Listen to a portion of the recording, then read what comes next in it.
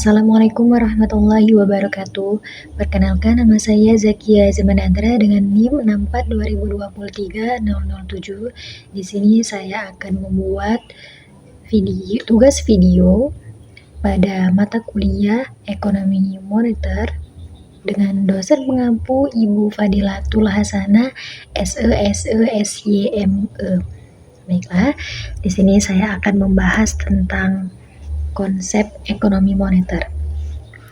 Yang pertama, kita akan membahas salah satu topik paling fundamental dalam dunia keuangan, yaitu konsep dasar ekonomi moneter.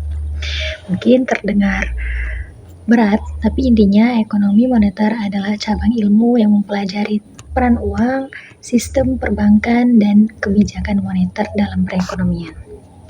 Mengapa kita harus tahu ini? Karena pemahaman ini sangat penting untuk mengerti bagaimana sebuah negara mengelola kestabilan ekonomi, pertumbuhan dan kesejahteraan masyarakatnya. Hari ini kita akan mengupas tuntas konsep-konsep yang menjadi dasar bagi setiap pengambilan keputusan ekonomi modern. Baiklah, mari kita mulai dengan definisi dasarnya, yaitu uang. Uang adalah alat tukar yang diterima secara umum dalam masyarakat untuk melakukan transaksi ekonomi. Namun, uang lebih dari sekedar alat pembayaran.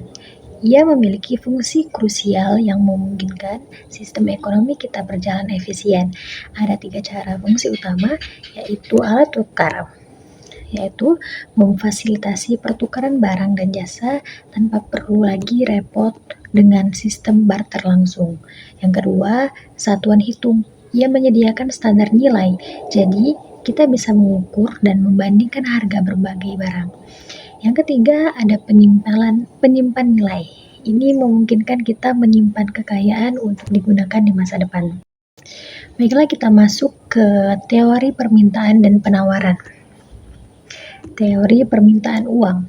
Nah, sekarang mari kita bahas mengapa kita sebagai masyarakat ingin menyimpan uang tunai. Ini disebut permintaan uang, yaitu jumlah uang yang ingin kita pegang pada tingkat harga dan pendapatan tertentu. Menurut ekonom seperti Keynes dan Friedman, masyarakat menahan uang tunai karena 3 motif. Motif transaksi, tentu saja kita perlu uang untuk pembelian sehari-hari. Dan yang kedua, motif berjaga-jaga, kita menyimpan uang untuk menghadapi keadaan darurat atau tak terduga. Dan yang ketiga, motif spekulasi. Ini lebih strategis, yaitu menahan uang untuk memanfaatkan peluang investasi yang menguntungkan di masa depan. Nah, dalam teori penawaran uang, beralih ke sisi sebaliknya, penawaran uang yaitu jumlah total uang yang beredar dalam perekonomian. Siapa yang mengontrol ini? Bank sentral. Mereka memiliki kontrol utama terhadap penawaran uang melalui berbagai mekanisme kebijakan. Untuk mengukur seberapa banyak uang beredar, kita menggunakan agregat moneter. Nah, yang pertama itu ada M1 atau uang beredar sempit. Ini yang paling cair, mencakup uang tunai dan rekening giro. Yang kedua, M2, uang beredar luas. Ini mencakup M1 ditambah tabungan dan deposito berjangka di bank. Dan yang ketiga, ada M3, agregat moneter terluas. Ini mencakup semua bentuk likuiditas termasuk surat berharga dan instrumen pasar uang. Nah, adapun kebijakan moneter dan instrumennya. Nah, disinilah bank sentral mulai bekerja melalui kebijakan moneter. Ini adalah serangkaian tindakan yang diambil untuk mempengaruhi penawaran uang, suku bunga, dan kondisi kredit. Tujuan utamanya yaitu mencapai stabilitas ekonomi dan pertumbuhan berkelanjutan. Selanjutnya, tujuan kebijakan moneter.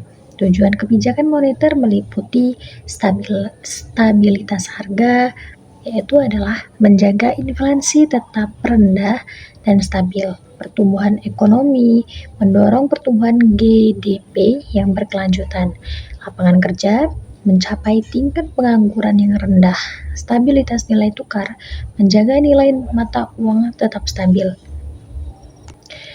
Kemudian, instrumen kebijakan moneter. Untuk mencapai tujuan-tujuan tadi, Bank Sentral punya 3 alat utama, yaitu yang pertama, operasi pasar terbuka adalah pembelian dan penjualan surat berharga untuk mengatur penawaran uang. Yang kedua, tingkat diskonto. Ini adalah suku bunga yang dikenakan bank sentral pada pinjaman ke bank komersial.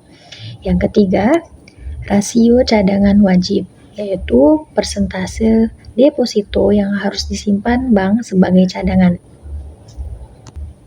Nah, adapun inflasi dan deflasi, dan inilah yang menjadi fokus utama pengendalian, inflasi dan deflasi. Inflasi adalah peningkatan tingkat harga barang dan jasa secara umum.